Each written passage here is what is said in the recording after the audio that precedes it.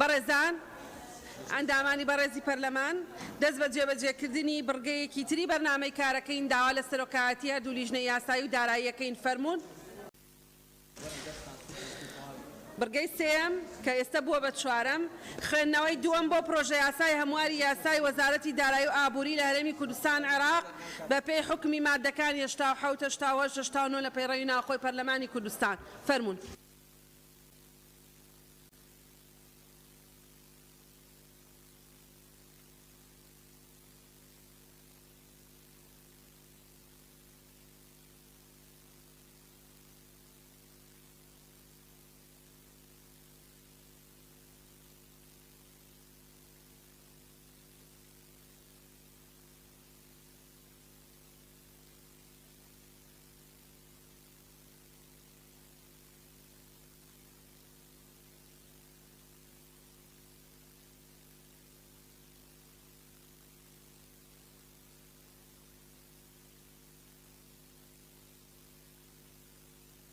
بەڵێ فەرموون.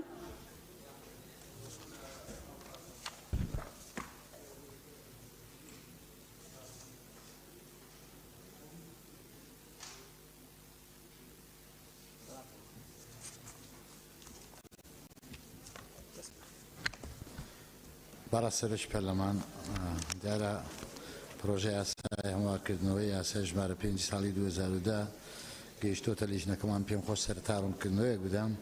دیارە ئێمە 7 کۆبنەوە ئەنجام درراوە بۆ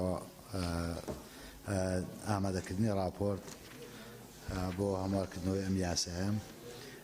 لە ناویانە هەم بەڕێوەبەری گشتی دڵنیایی و هەم وەزیری هەرێم بۆ کاروباری پەرلەمان بەشدار بووە لە کۆبنەوەکان لەگەڵمان.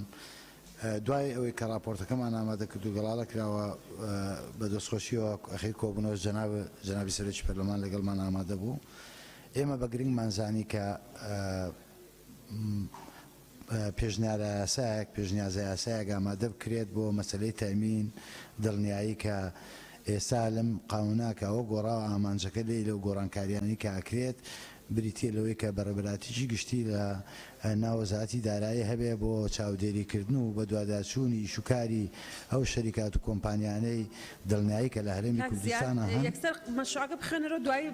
ئیجازە بێەوەی کەمە بەسمە بڵێم ئێستا ئێمە بە گرنگمانزانی کە پێشنیازە یاسایەک ئامادە بکرێت و ئێستا لە ئامادەکردنی و پێشنیازە یاسایان کە پێشکەش بە سەرۆکایەتی پەرلەمان بکرێت.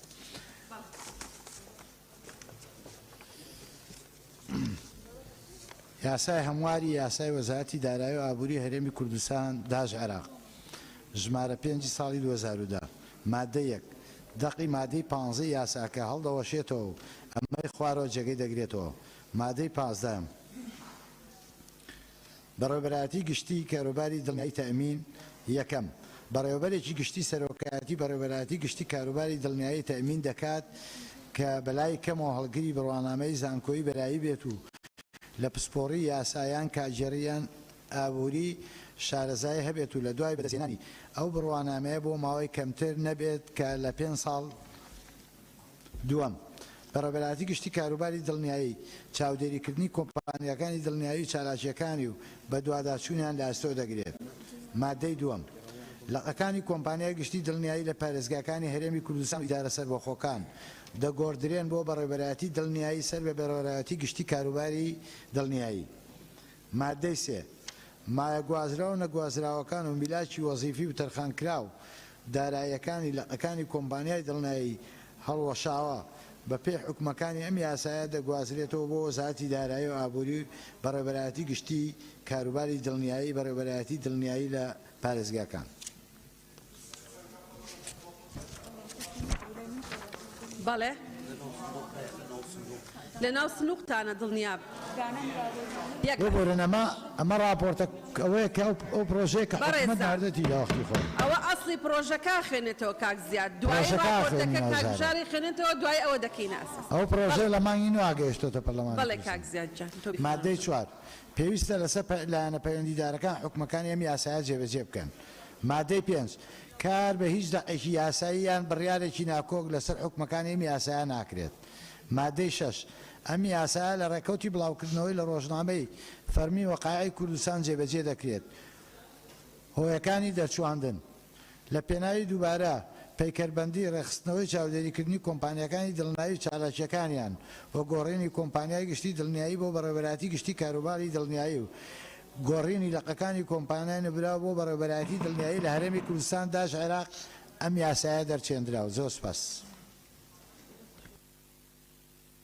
بەڵێ راپۆرت بخێنەوە راپۆرتی ڕاستێنراو. برای سەرۆکی پەرلەمان بۆ سەرۆکاتی پەرلەمانی کوردستان بابەت راپۆرتی لیژنەی تایبەتمەند کە ڕاستاندنی بۆ کرا لە لیژنەی کاروباری یاسایی.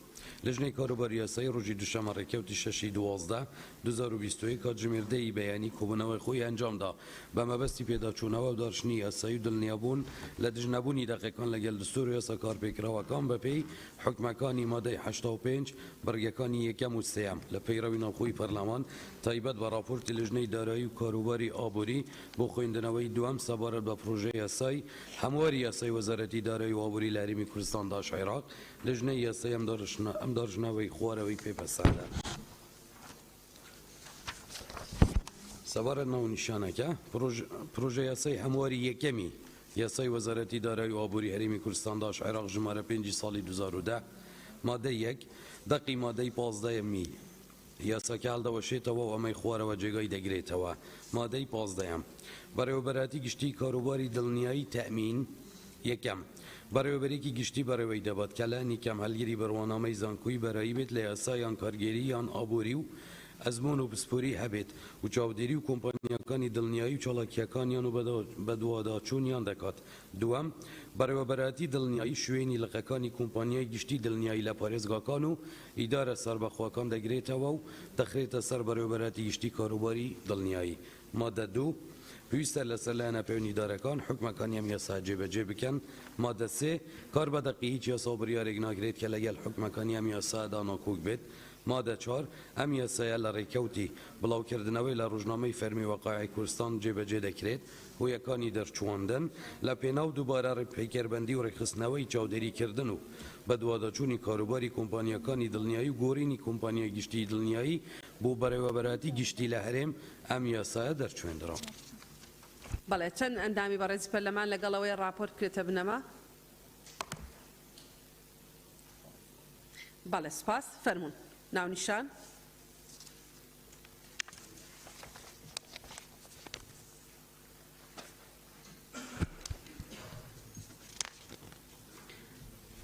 مادە یەکەم ناونیشان پرۆژە یاسای هەمواری یەکەمی یاسای وەزارەتی دارایی و ئابووری هەرێمی کوردستان عێراق ژمارە 5 ساڵی 2010. هەر بەڕێزێک قسەی هەیە لەسەر ناونیشانە؟ بەڵێ مامۆستا عومەر بەرخۆتی. بەناوی خوای بەخشەندەی میهرەبان بەڕێز سەرۆکی پەرلەمان ئەم هەموارە کە لەلایەن وەزارەتی دارایی حکوومەتەوە نێراوە بەڕاستی من بە پێویستی نازانم و پێم وایە ئەم هەموارە هەر زیادە و شتێکی زۆر زۆر شکڵیە لە کاتێکە بابەتی دڵنیایی لە کوردستانە لە فەراغێکی زۆر زۆر گەورایە و دوو جۆر فەراغمان هەیە. فەراغی یەکەم ئەوەیە کە زیاتر لە 6 ملیۆن ئینسان هیچ جۆرە سیستەمێکی دڵنیایی نایگرێتەوە. هاوڵاتی هەیە بە یەک شۆرتی کارەبا چەندین هزار دلار زیانی کردووە. بازاری گەورە سوتاوە کە بە ملیار دینار بووە بە یەک شۆرتی کارەبا هیچ کەس بە 1 دینار قەرەبووی نەکردوێتەوە. بە هەمان شێوە لافا و بە هەمان شێوە نەخۆشی و ئەنواع ڕووداوی هاتوچۆ و ئەنواع کێشە. ئەمە فەراغێکی گەورە هەیە کلێنێکی گەورە هەیە کە پێویستەکە بە یاسایەک کە گونجاو بێ لەگەڵ بنەماکانی شەریعەت کە ئێمە زۆرینەی خەڵک لە کوردستان موسڵمانە پڕ بکرێتەوە. بەداخەوە نۆ کابینەیە ئەم فەراغە پڕ ناکاتەوە. هاتووە یەک هەموارمان بۆ ئەنێرێ کە 4 دێڕە تەنها ناونیشانی بەڕێوەبەرێکی گشتی لە بەڕێوەبەری کۆمپانیاکانەوە گەڕێ بۆ بەڕێوەبەری گشتی. بۆیە ئەمە هیچ جەدوایەکی نییە. خاڵی یەکەم. خاڵی دووەم لەوەش خراپتر لە خاڵە گومرگیەکان حکوومەت گرێبەست بە دوو کۆمپانیادا کە کۆمپانیای حیزبین یەکێک لەملا یەکێک لەولا بە ناوی کۆمپانیای دڵنیا و ستارکار کە ساڵانە زیاتر لە 5 ملیار دینارە خەنە گیرفانیان بە بێەوەی هیچ یاسایەک هەبێ ئۆتۆمبیل ناچارکە بڕەپارەیەک بدا بەو کۆمپانیانە. لەم سەرە ڕات بڕەپارەیەکی لێوەرەگرێ لەو سەریەتەوە بڕەپارەیەکی لێوەرەگرێ. ئەمە بێجگە لە خاڵیکردنەوەی گیرفانی هاوڵاتی تاڵانکردنی گیرفانی هاوڵاتیان کە بە گرانبوونی شمەکی ژەکەوێتەوە لە ناوخۆی کوردستانە هیچی تر نییە.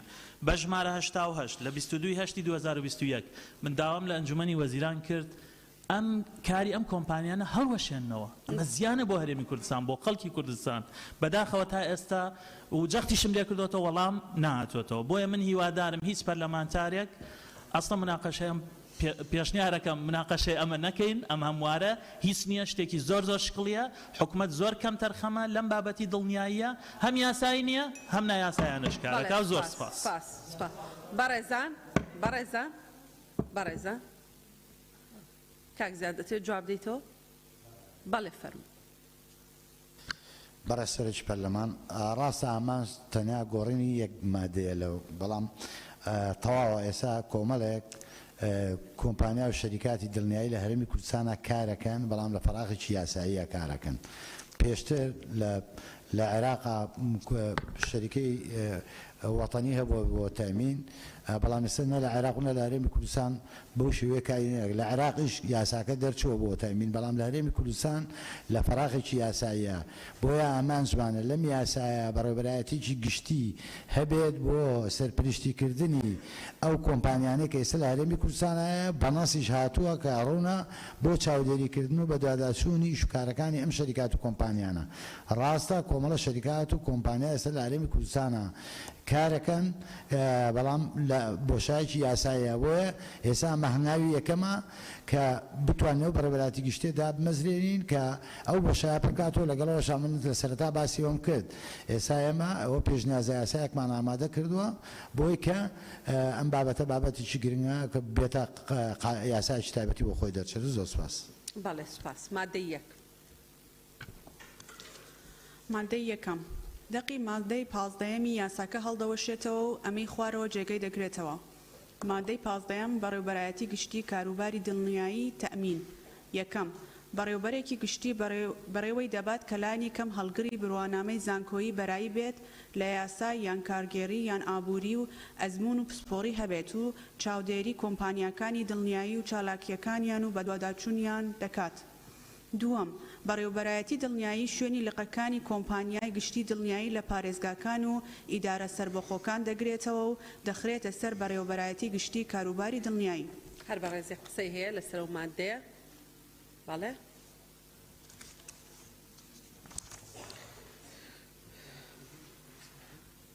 ڕێبوار، ئەرشەد، شێخ زاهر، دکتۆر محێدین، دکتۆر اسماعیل. دکتۆر ڕێبوار، کاگەرشەد، شێخ زاهر، دکتۆر محێدین، دکتۆر اسماعیل. کەسمان بیر چووە؟ کاک دابان. کاگەرشەد فەرموو. بەڕێز سەرۆکی پەرلەمان تەنها لە بڕگەی یەکەم هەڵگری بڕوانامەی زانکۆی بەرایی بکرێتە بڕوانامەی بە کەلۆریۆس. بەڵێ سپاس. دکتۆر ڕێبوار. بناوی خۆی گەورە میهرەبان بەڕێز سەرۆکی پەرلەمان، من لەسەر خاڵی یەکەم ئیزافەیەکم بۆ دێرەکەی هەیە کە بەو شێوەی خوارەوەی لێبێ پێشنیارەکەم. بەڕێوەبەرێکی گشتی بەڕێوەی دەبات و کەلانی کەم هەڵگری بڕوانامەی زانکۆی بەرایی بێت و لە یاسا یان کارگێڕی یان ئابووری بۆ ئەزمون و پسپۆڕی هەبێت و چاودێری کۆمپانیەکانی دڵنیایی و چالاکیەکان و بە دواداچوونیان دەکات. لە کاتی بوونی ئەمە دێرەکە لە کاتی بوونی کەم تەرخەمیەک لەلایەن کۆمپانیەکانی دڵنیایی لە هەمبەر پابەند بوونەکانیان بەڕێوەبەرایەتیەکە هەڵبستێ بە ئیجراعات وەرگرتنی ئیجراعاتی یاسایی لە بەرامبەر کۆمپانیایەکە. بەڵێ سپاس. کاک شێخ زاهر. بەڕێوەبەرێکی گشتی بەڕێوەی دەبات کەلانی کەم بەڕێز سەرۆکی پەرلەمان لانی کەم بکرێتە لایانی کەم هەڵگری بڕوانامەی زانکۆیی بەرایی بێت لە یاسا یان کارگێڕی یان ئابووری و ئەزمون و پسپۆڕی هەبێت. ئەزمون و پسپۆڕی لێرە بە وشەیەکی مەتاتیە لۆیە پێشنیار دەکەم یانی دیاری بکرێت. ئەزمونی 10 ساڵ لە پسپۆریەکەی هەبێت، نەک ئەزمونی پسپۆڕی هەبێت. و چاودێری کۆمپانیەکانی دنیا و چالاکیەکان بەدواداچوونیان دەکات، بەدواداچوونی کارەکانیان دەکات. خاڵی دووەم بەڕێوەبەرایەتی دڵنیایی شوێنی لقەکانی کۆمپانیای گشتی دڵنیایی لە پارێزگاکان و ئیدارە سربەخۆکان دەگرێتەوە دەخرێتە سەر بەڕێوەبەرایەتی گشتی کاروباری دڵنیایی لێرە وشەی دەخرێتە بکرێتە دەخرێنە چونکە جەمعە لە پێشووتر جەمعە لێ زۆر سپاس. بەڵێ سپاس. کاک دابان. وەڵامایکەکەت کوژەین تۆ یاشر. بەڵێ. بەڕێز سەرۆکی پەرلەمان مادەی یەک بەرگەی دووەم بەڕێوەبەرایەتی دڵنیایی شوێنی لقەکانی بەڕێوەبەرایەتی گشتی دڵنیایی لە پارێزگاکان ئەگرێتەوە. ئەمە غامزە یعنی یەک لە شوێنێکە ئاڵێ شوێنی ئەگرێتەوە لە شوێنێکە ئیترە ئاڵێ ئەخرێتە سەری ئایا لە ڕووی میلاکاتەوە ئەخرێتە سەری لە ڕووی کارگێڕیەوە لە ڕووی ئیداریەوە ڕوون نییە یعنی ئەخرێتە سەری شوێنی ئەگرێتەوە یعنی ئەگەر ڕوون بکرێتەوە سوپاس دەکەم چکە خۆتەزانی کۆمپانیەکان زۆریان ڕەنگە بەگرێ بەس بن ئایا لە ڕووی میلاکاتیشەوە ئەخرێنە سەر ئەم بەڕێوەبەرایەتی یان چۆنە ڕوون نییە. بەڵێ سپاس. بەڵێ کاکزە. بەڕێز سەرۆکی پەرلەمان بە پێی مادەی 88 لە بڕگەی دووەم هاتووە ئەگەر لە کاتی خوێندنەوەی دووەمدا وەزیری پەیوەندیدار ئامادە بوو بۆی گفتوگۆی زیاتری لەسەر بکرێ و لە دانیشتەکانی ڕابردووشدا وەزیرە بەڕێزەکان ئامادە بوون ئایا هۆکاری ئامادە نەبوونی بەڕێز وەزیری دارایی لەم بابەتەدا چیە گەڕوونکردنەوەیەکمان پێ بدەن زۆر سپاس. بەڕێزان ئەو وەزیرە بەڕێزانەی کە ئامادە بن بۆ دانیشتەکانی پەرلەمان و بۆ موناقەشەکردنی پرۆژە یاساکان ئێمە دوای ئەوەی کە ئیعلانی دانیشتنی پەرلەمانەکەین عادەتەن خۆیان داواکەن بۆی ئامادە ببن. چونکە لە کاتی نووسینی راپۆرت هەم لە لیژنەی تایبەتمەند و هەم لە لیژنەی یاساییش ئەگەر پێویست بە ئامادەبوونی وەزیر یا بەڕێوەبەرێکی گشتی بکە خۆیان بانیەکەن. هیچ وەزیرێک نییە ئێمە لە کاتی مناقەشەی پرۆژەیە خۆمان نووسراومان بۆ کردبێ عادەتەن خۆیان کاک تۆربژار عادەتەن چۆنە کە وەزیرە بەڕێزەکان دێن بۆمان شەرحکەی؟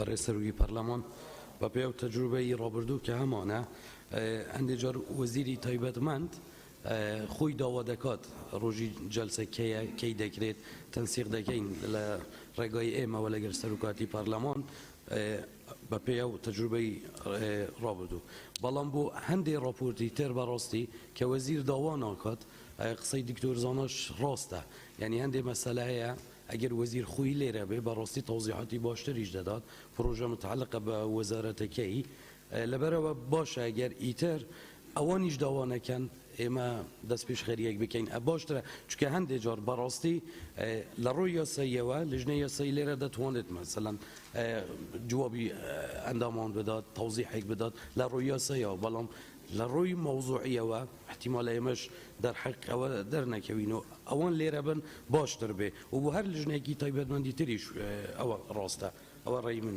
زۆر بەڵێ سپاس ئێمە لەمەولا خۆمان بۆیان ئەنێرین تا ئێستەوا بووە لە ڕاستیە دکتۆر محێدین.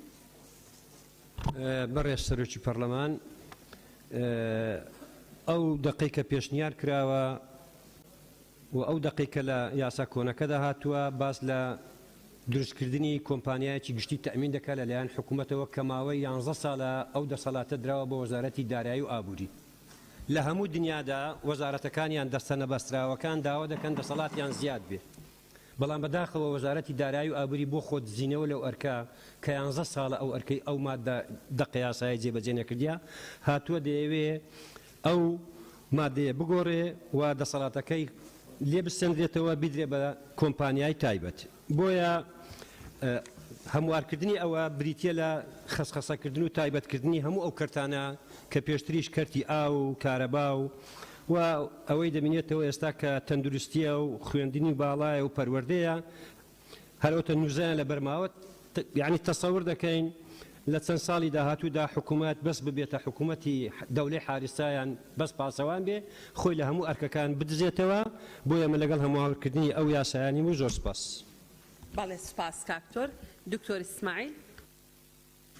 بله بسم الله الرحمن الرحیم جناب سروکا و پرلمانی از بیشم پیتیوی دائما مرف حسبی بخیت بریکا عربانه نه عربانه بخیت بریکا حسبی و هشتا قانونا دی بومنه هاتیه یا تأمین درست نینه ما بوشاتیه هی امی مدیریه که چید کین مدیریه که وأف مديرية مفروضة أرضية أخوها بيت مفروضة يوسع أخوها بيت مفروضة يعني أسبينم أفا الجلند ما أفهم ورا نهاية تكرن أو أف مودة وكي خوب مينيتان وكومبانيا بيت تشكرن وش مديرية نهاية ندرس كنت شنك قانون نينن كاري في مديرية رك بختن وسباس. بله زور سپاس. قصتان هي ويجنكر بله كاكسيار. برا سرج برلمان سبارت با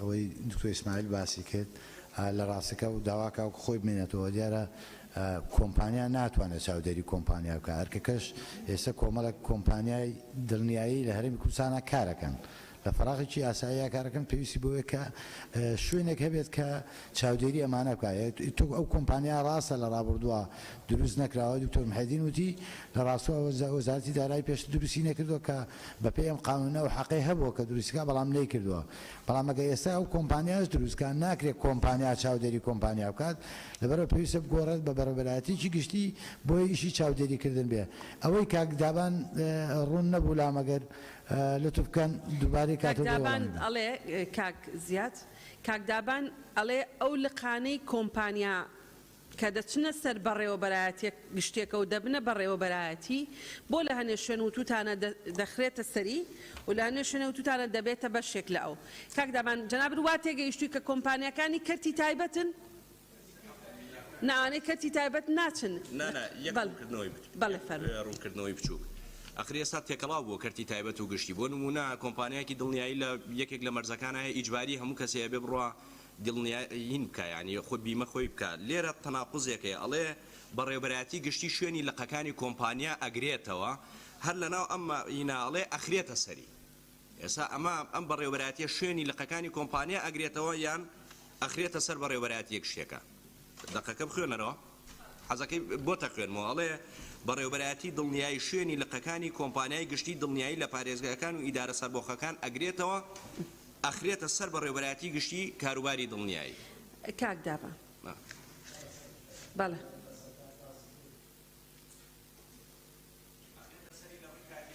بەڵێ برا سرج برلمان من لسرتا باسم كوتم العراق شركة تأميني وطني هو ملقا كان إلى مو بارزقا كان هاي وسبب وزارتي دارائية أكا كاتكم برا براتي قشتي دروز بأول لقاني كهي نك كومبانيا شي أهلي تأمين أو لقاني كالبارزقا كان هرمي كردستان هي خوان موظف نسر بوزارتي دارائية أخريتها سر أمبر براتيها يعني أوي هلو شاوته هلو شيته يعني أوي كهبوها أخريت أمبر براتي قشتي لو شوال شوال جاكانك لتوزوس بس بله كاكبجات توضيحي زياتر بله برای سەرۆکی پەرلەمان سەبارەت بەرگەی دووەم لە بیداتەکەی دەڵێت بەڕێوەبەراتی دڵنیایی شوێنی ئەو بەڕێوەبەراتی دڵنیاییە بۆسی بەڕێوەبەراتیە لە پارێزگاکان اینجا دەڵێت دەخرێتە سەر بەڕێوەبەراتی گشتی ئەو بەڕێوەبەراتیەی کە لە وەزارەتە ئەوە یەک دوو تێبینی تریش بەڕێ سەرۆکی پەرلەمان سەبارەت سیاغەی مادەکە کە باس نەکراوە هەلگیری بڕوانامەی بە کالۆریۆز بێت ئێمە لە بەردەم هەمواری یاساکی داین لەم یاسادا لە مادە حەوت تا مادە 16 هەموو باسی هەیکەلیەتی وەزارەت کراوە تایبەت بە بەڕێوەبەرایەتی گشتیەکان کە ئێمە لە بەردەم هەموارە داین هەوڵ دەدەین بۆ هەموو جارێک سیاغەکە بەو شێوە بێ بگونجێت لەگەل ئەسڵی یاساکە جیاوازە لە یاسایەکی نوێ ئەگە یاسایەکی نوێ بێ ئێمە بە شێوایەکی تر دەتوانین سیاغە بکەین بەس کە هەمواری مادەیەک بێ لە یاسایەک هەوڵ دەدەین ئەو سیاغەیە بە شێوەیەک بێ بگونجێ لەگەل کوی سیاغەی ئەسڵی یاساکە لەبەرەوە تێبینی دوام سەبارەت بۆ ماوە دیاری نەکراوە بۆ ماوەی شارەزایی و ئەزمون ئێمە گفتوگۆمان کرد لە لژنەی یاساییش پەیڕەوی ژمارە 6 ساڵی 2020 هەیە تایبەت بە مەرجەکانی دامەزراندنی پلە باڵەکان لەبەرەوە لێرە باس نەکراوە ئایا ئەو ئەزمون و شارەزاییە پێویستە هەبێ چەند ساڵ بێ ئەوە پەیڕەو هەیە و پەیڕەوی نوێ دەرچووە و ژمارە 6 ساڵی 2020 بۆیە نەمانداناوە لێرە زۆر سپاس بەڵێ سپاس کاک علی حەمەد ساڵح بەداوای لێبوردنەوە بەڕێ سەرۆکی پەرلەمان ئێستا مدیریەتی تەمین هەیە لە وەزارەتی دارایی یەکێکە لە مدیریەتەکە فەرعی سلێمانیش هەیە هەولێریش هەیە دهۆکیش هەیە پێشتر ئیشیان نەکرد گرفتیان نەبوو کۆی ئیشەکانیان لێوەرگیراوە بە تایبەتیەوەی خاڵە سنوورەکان درا بە کەرتی تایبەت و تەمینەکەش تەمینێکی ئیجباریە کە لە دنیا تەمین اختیاریە ینی من تەمینی سیارەی خۆم ناکەم قەرەبوش ناکرێت و ینی هەر پارەکەی وەرەگیرن هەیە ڕۆژی سێجا تەمینەکرێت کەشتیوا لە دنیانانی ینی ئەڕۆم تەمینەکرێت دێمەوە تەمینەکرێت ئەڕۆم هەم تەمینەکرێمەوە دێمەوە هەم تەمینەکرێمەوە ئیجباریە ئێمە ئەبێ کۆمپانیایەکی تایبەتی تەمین قانونی تەمینەکە داینێن ئێنا کێسە هیچ کێشەیەکی فەراق نییە لە وەزارەتی دارایی مدیریەتی تەمین و دامەزاوی تەمین نەبێ کێشەکە ئەوەی خەڵکی تەمینەکە تەلەفۆنەکە نەوانەی لە سلێمانی بوون ئەن کاکەمە شوێنمان هەیە مۆزەفمان هەیە ئەشتوانین ئیشکەین تەجمید کراوین بەس معاش وەرەگرین ئیشەکانی ئێمە دراوە بە کۆمپانیای کەرتی تایبەت. بەڵێ کاک زیاد.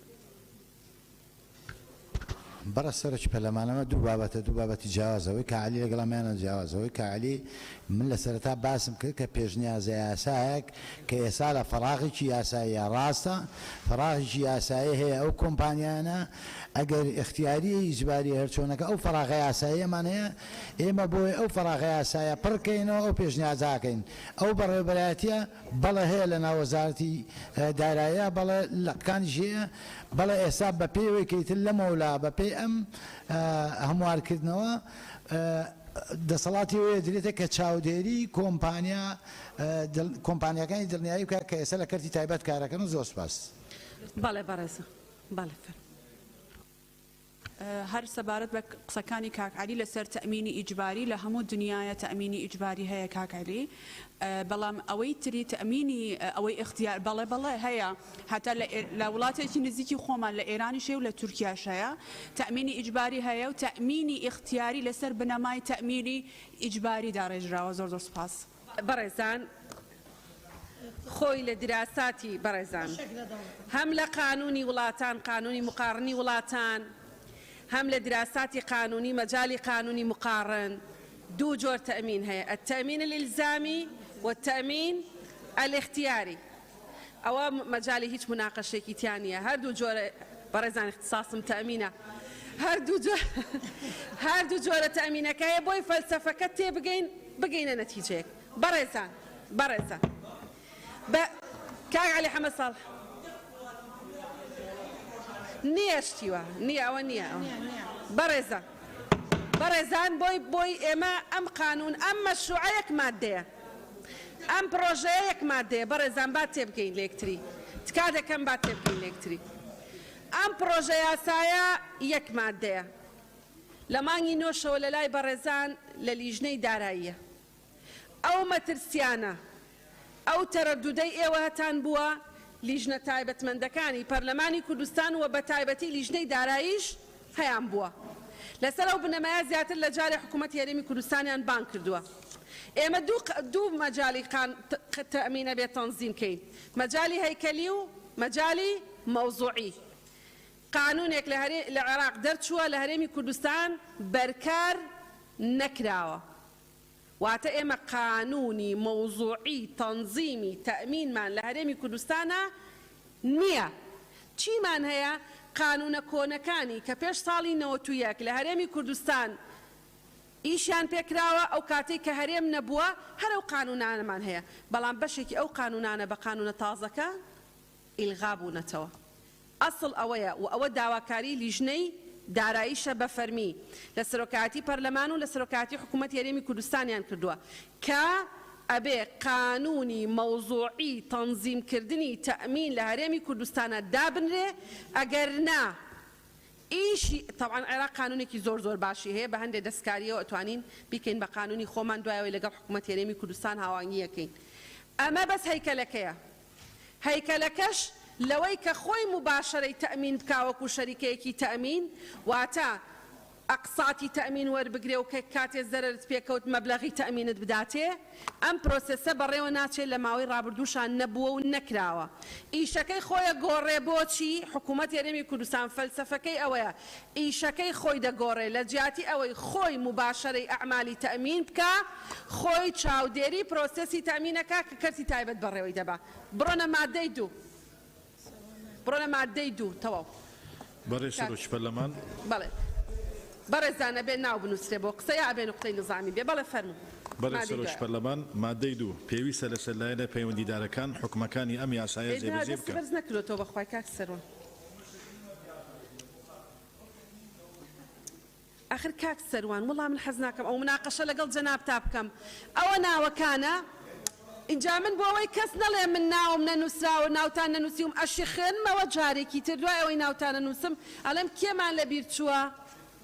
بەڵێ فەرموو. مادەی 2 بەڵێ بیخێنەوە مادەی 2. بەڕێ سەرۆکی پەرلەمان مادەی 2 پێویستە لە سەرلایەنە پەیوەندیدارەکان حکومەکانی ئەم یاسایە جێبەجێ بکەن. بەڵێ کاک شەخزایر کێ قسەی هەیە بەڕێزان لەسەر ئەو مادێ؟ بینووسێ مامۆستا عومەر، کاک عەلی حەمەد ساڵح، کاک کاروان، کاک سەروان، کاک شەخزاهیر. فەرموو کاک سەروان. بە ناوی خودای گەورە و میهرەبان. تەوانا من پرسیارێکم هەیە بەڕاستی لەسەر ئەو هەمواری ئەو دوو مادەیە یان مادەیە. ئەویش لە لێژنەی مختص، لێژنەی دارایی و لێژنەی یاسایی. بۆ هەموارکردنەوەی ئەو مادەیە پێشنیارەکە هی حکوومەتیان هی هەردوو لێژنەی مختصیان هی پەرلەمانتارێکی ترە. حەزەکەم ئێستا بۆی مایکم هەرکراوە بێت شتێکیان لەگەڵ باس بکەم. شتێک نییە ناوی پرسیار وەڵام بێ یعنی گفتوگۆ آخر کێشە ئەوەیە کە مایکم کوژاوە ڕێگە نادەم قسە بکەم. هی وەزارەتی دارایی. هی وەزارەتی دار. دەکەواتە وەک خۆی جێبەجێ دەکرێت و خلاص کات کوشتنی ئێمە بۆچی؟ بەڵێ سپاس. کاک کاروان. بەڕێ سەرۆکی پەرلەمان ببوورن من لە مادەیەکەم پێ ڕانەگەشتم کە مناقەشە بکەم لەسەر مادەی دووەم ئەوەی کە بەفعلی پێویستەوە هیچ شوێنەکەمە جێبەجێ نەکات. ئەمە کارەساتێکی گەورەیە بەڕاستی لە کوردستان خەریکە دەگوزارێت. یعنی هەمووی بە ئاراستیەوە دەڕۆشتەکان بەرەو کەرتی تایبەت بڕۆن و شەرعیەتدانێکە بە کەرتی تایبەت من لەگەڵەوە نیم کە کەرتی تایبەت بە تەواوی پەراز بخرێت لە هەرێمی کوردستان، بەڵام قەتیش لەگەڵەوە نیم کەرتی تایبەت بە شێوەیەک احتیکاری بازار بکات نان و ئەو بۆ خەڵک نێڵێتەوە. ئێستا فەرموو کەرتی تایبەت تەمین لای کەرت تایبەتە، سەح لای کەرت تایبەتە، پەرۆدە خەرگەدرێ بە کەرت تایبەت. ئەوەی کۆمپانیاکان ئێمە کێشەکانمان چێ لە خاڵە سنوورەکان لەداهات. کێشەمان ڕێک ئەو تەمیناتەیە کە کۆمەڵی کۆمپانیا دەیکەن، کۆمپانیاکان احتیکاری دەستی چەند کەسێکن و لە سوار کۆمپانیاش ناپەڕێ. ئێمە مەجاری وزە شوای لێ هاتووە، مەجاری نەوتی شوای لێ هاتووە، مەجاری سەح شوای لێ هاتووە. بۆیە یعنی تکا دەکەم بەڕێ سەرۆکی پەرلەمان تکا دەکەم ئەم بابەتە خەتەرە. ڕاستە هەموارێکە بۆ خۆی تەنها مادەیەکە کە هەموار دەکرێتەوە، بەڵام بە نەتیجە دەرگا دەکاتەوە بۆ کارەساتی گەورە لە هەرێمی کوردستان و بەو شێوەیە بڕوات خەڵک نایە بە ساحەبی شتێک و خۆزگە کەرتی تایبەتیش بە شێوەیەک بووە کە یعنی فەزایەک بووە خەڵک بیتوانێت بە ئاسانی بەشداری بکات. دەی وەڵی خەڵک ناتوانێت بەشداری بکات. من لێرەوە باشکرام قسە دەکەم خەڵک هەبووە لە هەرێمی کوردستان لە مەجای نەوت بنمونە عەقدێکی وەرگرتووە پێیان تۆ لە کۆی 170,000 دلار 100,000 دلار دە بە ئێمە 70,000 بۆ خۆت کە ناتوانانی داری مۆزەفەکانی خۆش پێ بدات. ئەمەیە کەرت تایبەت کە لە کوردستان بۆ شێوە دەگوزارێت. بۆیە تەمەنا دەکەم و هیوادارم هیچ کەسێک کە ئەمە جێبەجێ نەکات و یەک تاکە دەنگیش لە قاعی پەرلەمان نێنێ. زۆر سپاس. کاک عەلی حەمەد ساڵح. بەڕێ سەرۆکی پەرلەمان بۆ من هیوادارم لایەنی پەیوەندیدار ئەمە جێبەجێ نەکا. فکرەکەشم ئەوەیە پەرلەمانتاران من زۆر ئیشم لەسەر ئەم دۆسیە کردووە.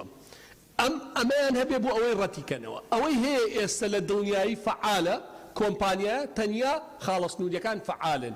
تەمینی دڵنیایی وەزارەتی کاروباری کۆمەڵاتیەوە دەوڵەتە و سەرنجمان نییە لەسەری. باشە؟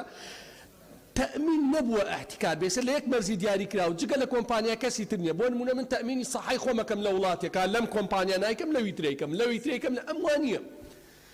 ئەم قانونە شەرعیەتێکی قانونی ئەدا بە ناڕاستەوخۆ ئەو کۆمپانیانە بەردەوام بن حکومەت ڕقابەی کە لە کاتێکە جوودی ئێمە زۆر بە چڕی دەستی پێکرده بوو بۆ ئەوەی وەریگرینەوە بۆ دامەزراوەکانی دەوڵەت بڕۆن بپرسن ئامار کۆکەنەوە کە سیارەیەک لە مانگێکە 30 جارباری هەیە 30 جار تەمینەکرێ بزانن چەند سیارە سوتاوە و زەرەری کردو و قەرەبوو کراوەتەوە. یەک ساڵ ئەو یەن و ئەو بنواکن واز لە قەرەبووەکەش بێن. ئەمە جگە لە پەیداکردنی پارە بۆ کۆمەڵێک کۆمپانیا لەم ئیتارە قانونیە سەمە ئیتاری قانونی ڕقابەیە دێتێ کاتە ئەو شەرعیەتی هەیە. بۆیە ئەمە خەتەرە شەرعیەتی قانونیە بۆ احتیکار بە کێبرکێ نەدراوە هەمووی بە عەقدی دایرێکت دراوە.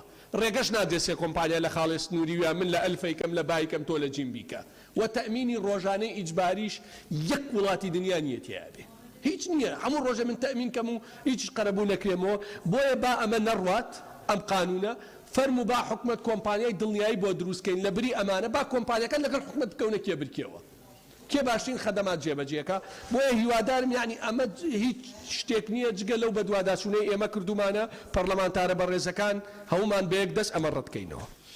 بەڵێ سپاس مامۆستا عومەر.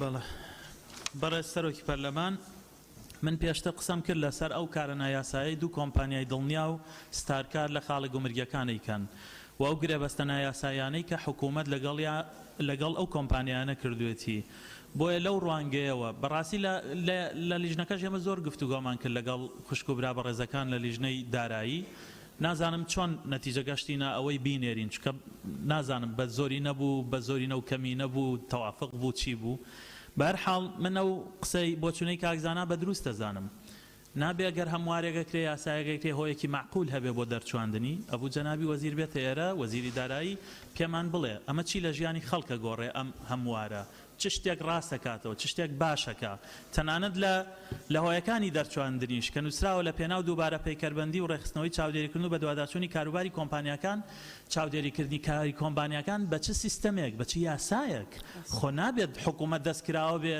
و خەریکی شەریکایەتی بێ لەگەڵ کۆمپانیەکانە بەو جۆرەی خۆیان ئەیانەوێ ڕێککەون و بەرژەوەندی خەڵکیش لەو لا تەحقیق نەبێ بۆیە بە تەواوەتی من هیوادارم هەموو خوشک و برایانی پەرلەمانتار ئەم پرۆژە یاسا هەموارە ڕەتکەنەوە و هیچ جەدوایەکی نییە و ئەسڵەن خراپیشە زیانیشە بەم جۆرە حکوومەت لێگەڕین هەموار بنێرە بۆ کاری نایاسایی ئەسڵەن ئەمە هەموارێکە بۆ کاری نایاسایی زۆر کاکشێزایر تاوا بێ کاکزیار بەڕێز سەرۆکی پەرلەمان بەڕاستی دیارە ئەو بابەتە گرنگە بەڵام پێم وابی پێش دیارە ئەو یاسای هاتووە وەکو ئەمری واقع پێویستە مناقەشە بکرێ و گفتوگۆی لەسەر بکرێ و یاسایەکەش دەربچێنرێ بەڵام ئەوەی لەوەی گرنگتر ئەوەیە کە ئەمە وەکو هەرێمی کوردستان یاسایەکی قانون تەمینمان هەبێ قانون تەمینی سەربەخۆمان هەبی بەڕاستی اینجا قانون تەمین لە چوارچێوەی ئەو بەڕێوەبەرەتی گشتیان بە هەر شێوەیەکی کە لە خزمەتی هاوڵاتیان دابێت جێ بکرێتەوە بۆیە من مادەی دوو بەڕاستی لە زۆربەی یاساکان هاتیە پێویستە بەڕاستی وشەی پێویستە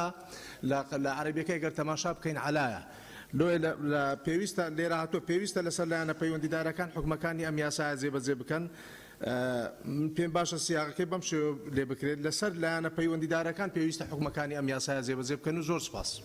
بەڵێ زۆر سپاس بەڕێزان لەو قانونی تەمینەی ئێستای عێراق کە هاتووە دیوانی تەمین دروستکراوە لە جیاتی بەڕێوەبەرایەتی گشتی تەمین یعنی عێراقی شوازی لە شەریکەی وەتەنی تەمین هێناوە يعني ئەگەر ئێمە قانونە مەوزوعەکەی عێراقیش بێنین جێبەجێکین بەڕێزان کە لە ساڵی 2016 دەرچووە عێراق خۆی پرۆسەی تەمین بەڕێوە نابا ئێستا وەکو دەوڵەت دەستبەرداری ئەنجامدانی عملیەی تەمین بووە وەکو دەوڵەت یەک فەرقی هەیە لەگەڵ ئەمەیە ئەوەیە لە جیاتی ئەوەی بەڕێوەبەرایەتی گشتی تەمین هەبێ لە عێراق دیوانی تەمین هەیە لە عێراق بەڵێ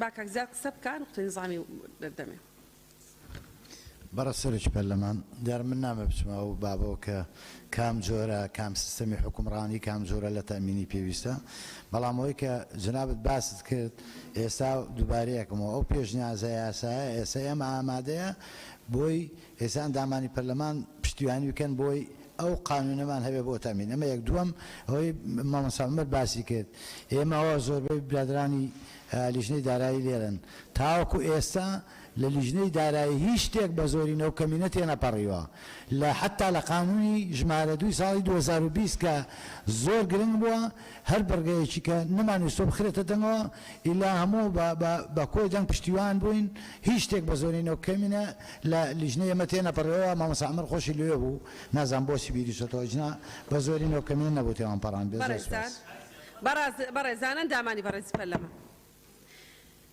سەرۆکایەتی پەرلەمانی کوردستان ئالیەتەکەی دیارە بۆ چۆنەتی مامەڵەکردن لەگەڵ پرۆژە یاسا و پێشنیازە یاساکان ئەینێرینە لیژنە ڕاپۆرتی نووسی خوێندنەوەی بۆ بکەین لە زیاتر لە 3 ئەندامی پەرلەمان داوای کردو ئەسەنەمە هەر نەبێتە قانون ینی هەر نەبێتە قانون ئەتوانن وەکو بژاردەیەک لیژنە تایبەتمەندەکان و لیژنەی قانونی بە یەکەوە دای بنێن بەڵام سەبارەت بەوەی قانونێکی مەوزوعیمان هەبێ بۆ ڕێخستنی ئەعمالی تەمین کاری تەمین لە ڕاستیە حکوومەت هەرێمی کوردستان خۆشیانەوە زانن خۆشیانەزانن ئەو فەراغەمان هەیە وەکو کاکزیاد باسی کرد ئێمە چاوەڕێکین لیژنەی دارایی پێشنیازە یاسای خۆیان پێشکەشی سەرۆکایەتی بکەن بۆی هاوانگی لەگەڵ حکوومەتی هەرێمی کوردستانە بکەین سەبارەت بەوەی کە هەرێمی کوردستان قانونێکی تازەی بۆ ڕێخستنی تەمین ببێ کە لەگەڵ هەلومەرجی ئێستایا بگونجێ. بەڵێ ئەتێ قسە بکەی ئەگەر نظامیە قسە بکە. بەڵێ بەڕێ سەرۆکی پەرلەمان لە چارچەوەی قسەکانی جەنابدا ینی ئەوە 3 مانگە زیاتر ئەو قانونە لە لژنەی دارایی ئەو دوو فەقەرەیە ینی تێپەڕینن تێنەپەڕینن چۆن تێپەڕینن ئەگەر تێپەڕینن قازانجەکەی چیەکەوەی هێشتاوەی کە جەنابەت خۆی بێتە لژنەی دارایی قەناعەت بە ئێمە بکەی کە ئەم شێوازەی هەیە تێ بپەڕین ئەگەر تێنەپەڕی ئەو فەراغە یاسایەی هەیە ئەندامانی بەڕێزی پەرلەمانی کوردستان ئەگەر ئەمە نەڕواتن ئێستا وەزارەتی دارایی بە کەیفی خۆی چاودێری ئەکات یعنی هیچ قانونێک نییە بۆ خۆی بچێ مراقبەی بکات ئەمە مولزەم ئەکاتن کە چاودێری ئەکاتن و بەو شێوەش ڕێکەوتین لەگەڵ بەڕێز سەرۆکی پەرلەمان. ڕۆژێک جەنابەت مقابلێکی هەبوو لەو پەرلەمانەش باسی کرد ئێمە قانونێک هەر کاتی پێویست کرا لە وڵاتە فەراغەت بوشاییەکی قانونی هەبێ قانونێک لەو پەرلەمانە دەرەچێتن وابوو ئێستا بەڕاستیشی فەراغ بوشایەکی زۆری هەیە لە مەسەلەی ئەم بابەتە هیچ دڵنیایی ئێمە تەنیا وەکو لژنەی دارایی نەداواکەین وەکو لژنەی دارایی بەڕێز کاکزیاد لەوێ سەرۆکی لژنا و هەموو متمانەمان پێ داواکەین سەرۆکاتی پەرلەمانی کوردستان نامای بۆ بەڕێز سەرۆکی حکومەت بنێرێت سەرۆکاتی ئەنجومەنی وەزیران ئەمە بوشاییە پەیڕەوی ناخۆی پەرلەمانی کوردستان ڕێگای داوە پەرلەمانتاران پرۆژە یاسا پێشنیاری یاسا ئامادە بکەنەوە پرۆژە ئەگەر نەکەن ئێمە لێرەکەین ئەو فەراغەی کە هەیە وەکو پەرلەمانی کوردستان درکی پێکا پڕ دەکەینەوە من لەگەڵ ئەوم ئەوەی کە ئێستا هەیەی بۆ ئەوی بوشاییەک پڕ بکەینەوە با تێ بپەڕێتن وعدێک بدەین ئەم هەموو پەرلەمانتارە ناو یاسایە ئامادە بکەین لەگەڵ ڕێزم.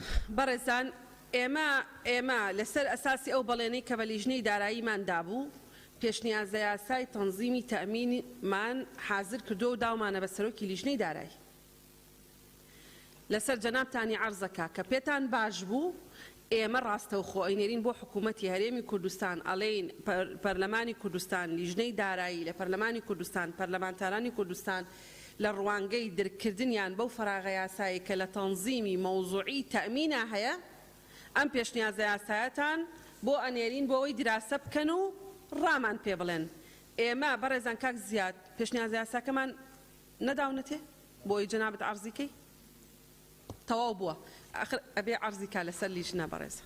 بەڵێ مادەی دوای ئەوە بەڵێ کاک بەڕێ سەرۆکی پەرلەمان ئەڵێ موبەڕێڕەکە ئەوەیە لایانی ڕقابی بەسەر شەریکاتی تەمینەوە نییە ئەگەر وا بێت لایانی ڕقابی بەسەر شەریکاتی کوالێتی کۆنترۆلیشەوە نییە بەچ قانون لایانی ڕقابی بەسەر سۆنەریشەوە نییە ڕانی ڕقابی بەسەر تەعقیمیشەوە نییە بەڵام ئەمە لایەنێکترێ ئەم کۆمپانیا عەقدی بۆ کراوە لە عەقدەکە خاڵەکانی دیاری کراوە وەزارەتی دارایی کە عەقدەکە ئۆتۆماتیکی خۆی بەرپرسە لەوەی چاودێری عەقدەکە بکە ترسەکەی ئێمە ئەوەیە شەرعیت ئێمە ئەمانویست ئەم مؤسسانە کە تەنیا پارە وەرەگرن لە سیارە لابرێن و دەوڵەت بیکە ئێستا شەرعیتێکی قانونی پێ دێ بۆی بەردەوام بێت یعنی فکرەکەمان ڕوونە چییە خۆی ئێستا هەیە کۆمپانیای تەمینی نیشتیمانی ئەو پرۆسەیە بەڕێوە ببە ئێستا کۆمپانیاکانی کەرتی تایبەت بەڕێوە بن پێشتر بەڕێوبەرایەتی گشتی تەمین پرۆسەکەی بەڕێوە بن لە دەوڵەتە لابران کاک زیاد بەبێ مۆڵەت قسەمەکە کاک عەلیگیان کاک عەلی ئێستا ئەمەی خەینە بەردەستی ئەندامانی بەڕێزی پەرلەمان و بە دەنگدان دواتر یەکلایە بێتەوە و